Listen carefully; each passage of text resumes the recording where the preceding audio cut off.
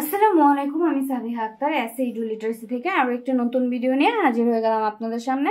তো আমরা ওয়ার্কিং ক্যাপিটালের যে চ্যাপ্টারটি ছিল, মানে আমরা ওয়ার্কিং ক্যাপিটাল এই সাবজেক্টটি করছিলাম এবং এই সাবজেক্টে অলরেডি 3টা ভিডিও করা হয়ে গেছে আমাদের। তো আজকে আমি আরো একটি বোর্ড কোশ্চেন করে দেখাবো। সো আজকে আমরা ওয়ার্কিং ক্যাপিটাল এই সাবজেক্টের সেকেন্ড চ্যাপ্টারের একটি অঙ্ক করব। সেকেন্ড চ্যাপ্টারের অঙ্কটি হচ্ছে, মানে এটা একটা বোর্ড কোশ্চেন, ঢাকা ইউনিভার্সিটির অ্যাফিলিয়েটেড বিবি অনার্সদের অ্যাকাউন্টিং গ্রুপে এসেছিল 2017 সালে। খুবই ছোট। তো প্রশ্নটি ফার্স্টে পড়ে নিচ্ছি। Madhavi company has an inventory turnover of 6 times each year.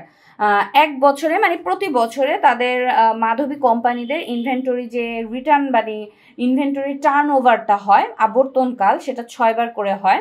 And average collection period of 60 days। আমাদের এভারেজ মানে গড় যে কালেকশন পিরিয়ডটা হয়, সংগ্রহণ সময়, সেটা হয় 60 দিন। অ্যান্ড এভারেজ পেমেন্ট পিরিয়ড, এবং গড় টাকা পরিশোধের যে সময়টা হয় সেটা গড়ে 30 দিন হয়। দ্য ফার্ম নিডস টাকা 2 million on operating cycle investment বিনিয়োগের জন্য কোম্পানিটির 2 লক্ষ টাকা প্রয়োজন। ইচ ইয়ার অ্যাজিউমিং এ 360 day ইয়ার, মানে এক একটা ইয়ারে আমরা 360 দিন করে ধরে অঙ্কটা করব, মানে আমরা হিসাবগুলো করি। তো এ নাম্বারে বলে দিয়েছে calculate the firm's operating cycle, okay, এবং বি নাম্বারে বলেছে calculate the firm's cash conversion cycle. তো চলে যাচ্ছি অঙ্কের সমাধানে। তো এখানে আমাদের যেহেতু বলে দিয়েছে, একদম 1-2 বলে আলাদাভাবে করে দিয়েছে যে কি, প্রথমে এ নাম্বারে বলেছিল অপারেটিং সাইকেলটা আমাদের করে দেখাতে। একদম ইজি এই অঙ্কগুলো, হ্যাঁ, পানির মতো সহজ। তো অপারেটিং সাইকেল আমি পাশেই প্রশ্নটা দেখিয়ে দিচ্ছি। অপারেটিং সাইকেলের সূত্রটা কি ছিল, যে AAI প্লাস ACP, হ্যাঁ, এটা ছিল অপারেটিং সাইকেলের সূত্র। এখানে আমি মান বসাবো, এখানে আমি উত্তরটা লিখবো, ওকে। তারপর বি নাম্বারটা আমি লিখে নিচ্ছি। বি নাম্বারে বলেছিল ক্যাশ কনভার্সন সাইকেল, ওকে, এবং এটা সূত্র ছিল, এই যে সূত্রটা আছে না, এটাই লেখেন, হ্যাঁ, প্লাস পি হবে মাইনাস APP, ঠিক আছে, ওকে। এবার এই যে AAI এগুলো কি, হ্যাঁ, এটা আমি এখানে লিখে দিচ্ছি। AAI, তারপর হবে ACP, এবং আরেকটা হচ্ছে APP, এই তিনটা কি, হ্যাঁ। তো AAI এটার মানে হচ্ছে এভারেজ এজ অফ ইনভেন্টরি, ঠিক আছে। তো এভারেজ এজ অফ ইনভেন্টরি এইটা বের করার একটু আছে, তো এটা আমি একটু পরে বলতেছি। আর হচ্ছে ACP এভারেজ কালেকশন পিরিয়ড, সেটা আমাদের ডাইরেক্ট প্রশ্নে দিয়ে দিছে, আমরা লিখে নিচ্ছি 60 days, হ্যাঁ, 60 days, ওকে।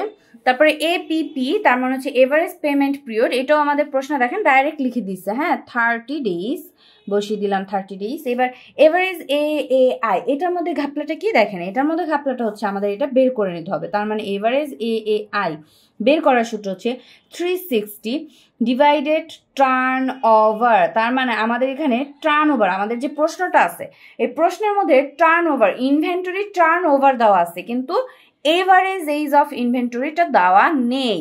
সো এটা আমাদের বের করে নিতে হবে। তার মানে 360 এবং টার্ন ওভার 6 দেওয়া ছিল, তাই না? তাহলে 360কে ভাগ করে দিচ্ছি 6 দিয়ে, আমরা পাচ্ছি 60 days, ঠিক আছে। তার মানে আমাদের এভারেজ এজ অফ ইনভেন্টরি কত, 60 দিন, এটা আমরা বের করে নিলাম। এইবার AAI 60 প্লাস ACP এটা হচ্ছে 60 এবং APP মাইনাস দিয়ে 30 বসিয়ে দিলাম, এবং এইটাই দেখেন, এই যে 60 প্লাস 60, তার মানে এটা হচ্ছে 120 দিন, এবং এটা কত হচ্ছে দেখেন 120 মাইনাস 30, আমরা পাচ্ছি 90 দিন। একদম সহজ, তাই না? অনেক ইজি। তো এই ছিল একটা কোশ্চেন। তো এটা যেহেতু একদমই ছোট, তো এটার সাথে আমি আরো একটা অঙ্ক আপনাদের করে দেখাবো আজকে। তো প্রশ্নটি ফার্স্টে দেখে নিচ্ছি। Your company has an average daily cash balance of টাকা 8000 তোমার কোম্পানিতে এভারেজ ডেইলি ক্যাশ ব্যালেন্স যেটা হয় সেটা 8,000 টাকা আছে। Total cash needed for the year, এই বছরের জন্য টোটাল মানে মোট যে টাকাটা প্রয়োজন সেটা হচ্ছে 5,80,000 টাকা। দ্য ইন্টারেস্ট রেট ইজ 6% এবং ইন্টারেস্ট রেটের পরিমাণ দেওয়া আছে 6%। তারপরে বলেছে প্রসেসিং কস্ট অফ টাকা 100 ইচ ট্রানজাকশন, এক একটা ট্রানজাকশনে আমাদের কস্ট হবে হচ্ছে 100 টাকা করে। ক্যালকুলেট, এতে বলেছে অপরচুনিটি কস্ট, বিতে বলেছে ট্রেডিং কস্ট, সিতে বলেছে টোটাল কস্ট। তো এখানে আমাকে অনেকে বলতে পারেন যে এটার মধ্যে কি আমাদের ওই যে পার্ট 3 আমরা যেভাবে করেছিলাম সেভাবে করে করতে হবে? না, এখানে আর সেভাবে করার প্রয়োজন নেই, কারণ ওখানে আমাদের বলেছিল opportunity cost of holding cost এবং trading cost of total cost. হ্যাঁ, তো এই কারণে আমরা একটু করেছিলাম, এবং ওইটাকে ওই পার্ট 3টা যদি আমরা নর্মাল ভাবেও করতাম না, মানে প্রথমে আমি যে 3টা করেছিলাম সেভাবেও যদি করতেন তাতেও অনেক টিচারেরা মার্ক দিয়ে দিত। হ্যাঁ, তবে সেটা একটু নরভরে হতো, তো এই কারণে আমি ওইভাবে করেছিলাম। বাট ওইভাবে না, এখন কিন্তু আমাদের জাস্ট আলাদা আলাদা করে বলেছে, দেখেন opportunity cost, trading cost, total cost easily. So এই কারণে আমরা যতটুকু বলেছে জাস্ট ততটুকুই আমরা করব, ঠিক আছে? তো প্রশ্নটা পড়া হয়ে গেছে, এবার চলে যাচ্ছে অঙ্কের সমাধানে। তো এটা যেহেতু একটা অঙ্ক ছিল, এখানে আমি এটা মার্ক করে দিচ্ছি, ওইটা একটা অঙ্ক ছিল, এবং এখানে আমি এখন যেটা পড়লাম সেটা করব। তো প্রথমে আমাদের বলেছিল এ নাম্বার, হ্যাঁ, অপরচুনিটি কস্ট। তো প্রশ্নটা আমি দেখিয়ে দিচ্ছি, এবং অপরচুনিটি কস্টের যে সূত্রটা সেটা আমি লিখে নিচ্ছি। অপরচুনিটি কস্ট এটাকে ওসি দিয়ে প্রকাশ করতে পারি, এবং অপরচুনিটি কস্টের সূত্র ছিল সি ইন্টু আই ডিভাইডেড 2। এখন এগুলো কি? হ্যাঁ, সিটা বের করতে আমি বলেছিলাম যে আমাদের সি মানে আমরা বুঝি এভারেজ ডেইলি ক্যাশ ব্যালেন্স। তো এখানে আমাদের এভারেজ ডেইলি ক্যাশ ব্যালেন্স 8,000 টাকা ছিল, এবং আমি বলেছিলাম সিটা যখনই আমরা লিখবো মানে সূত্র প্রয়োগ করব তখন এই সিটাকে 2 দিয়ে গুণ করে তারপর আমরা বসাবো। তাহলে এখানে আমরা পাচ্ছি 16,000 টাকা। ওকে, তারপর আই মানে ছিল ইন্টারেস্ট, তাহলে ইন্টারেস্ট আমাদের এই অঙ্কে 6% ছিল। তো এটাকে যখন আমরা ভাগ করে ভাঙিয়ে নিব তখন আমরা পাবো 0.06। এরপরে 2, এটা তো 2 বলতেই পারি, সো এখানে আর কোনো কিছু নেই। তাহলে 16,000 এবং ইন্টারেস্ট ছিল 0.06 এবং ভাগ করে দিব 2 দিয়ে। তাহলে দেখি কত পাচ্ছি, 16,000 গুণ 0.06 এবং ভাগ করে দিব 2 দিয়ে, আমরা পাচ্ছি 480 টাকা। তার মানে অপরচুনিটি কস্ট 480 টাকা পেলাম। ওকে, তারপরে যদি যাই বি নাম্বারটা, সো বি এ দেখেন আমাদের কি বলেছিল, ট্রেডিং কস্ট। তো লিখে নিচ্ছি ট্রেডিং কস্ট, এবং ট্রেডিং কস্টের সূত্র এটাকে আমরা টিসি দিয়ে প্রকাশ করতে পারি, এবং এটা সূত্র ছিল টি ইন্টু বি ডিভাইডেড সি। ঠিক আছে, তাহলে এখানে টি এর মান এবং ডি এর মান আছে, এখানে কিপটামি করে লাভ নেই, আমার এখানে জায়গা হবে না, সো আমি এই পাশে চলে যাচ্ছি। এখানে আমাদের টি এর মানটা কি এবং বি এর মানটা কি, টি বলতে কি বুঝি এবং বি বলতে কি বুঝি। সি এর মান আমরা অলরেডি বের করে নিছি, সিটা কোথায়, এই যে এই পাশে দেখেন সিটা আমরা বের করেছিলাম কত, 16,000, এটা আমি এখানে বসিয়ে দিচ্ছি।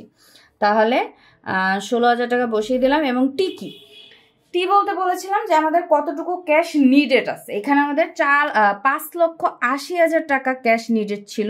ওকে, 5,80,000 বসিয়ে দিলাম।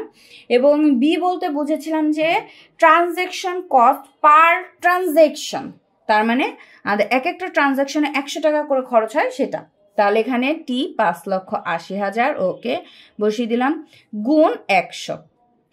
ঠিক আছে, তাহলে 5,80,000 গুণ 100 বসিয়ে দিচ্ছে এবং ভাগ 16,000, আমরা পাচ্ছি কত টাকা দেখেন, 3,625 টাকা পেলাম। ঠিক আছে, এবার আমরা সি নাম্বারে চলে যাই। সিতে বলেছিল টোটাল কস্টটা বের করে দেখাতে। টোটাল কস্ট কি, ওসি প্লাস টিসি, দুইটা যোগ করে দিলেই হয়ে যায়। তো ওসি এটার মান আমরা কত পেয়েছিলাম, 480, প্লাস টিসি এই যে 3,625, তাহলে দুইটা যোগ করে দেই, যোগ 480, আমরা পাচ্ছি 4,105 টাকা। ঠিক আছে, এই হয়ে গেল আমাদের। এখন যে প্রশ্নটা আমরা পড়লাম এটা ছিল 2018-তে বোর্ড কোশ্চেন, মানে কোশ্চেনটা এসেছিল, এই অঙ্কটা হয়ে গেল। ঠিক আছে, এই যে অঙ্কগুলো করছে এগুলো কিন্তু খুবই সহজ এবং খুবই ছোট ছোট অঙ্ক, রাইট? এগুলো আমাদের পার্ট বিতে আমরা পাবো। তো এই যে দেখেন এতটুকু ছিল একটা বোর্ড কোশ্চেন এবং এতটুকু আরো একটা বোর্ড কোশ্চেন আমি আপনাদের করে দেখালাম। খুব ইজি তাই না? খুব ইজি, খুব ইজি। তো যাই হোক, আজকের অঙ্কটা আশা করি খুব সহজে বুঝাতে পেরেছি। যদি কোনো সমস্যা থাকে অবশ্যই কমেন্ট বক্সে কমেন্ট করে আমাকে জানাতে ভুলবেন না। আজকে এই পর্যন্তই। সবাই ভালো থাকেন, সুস্থ থাকেন। আল্লাহ হাফেজ।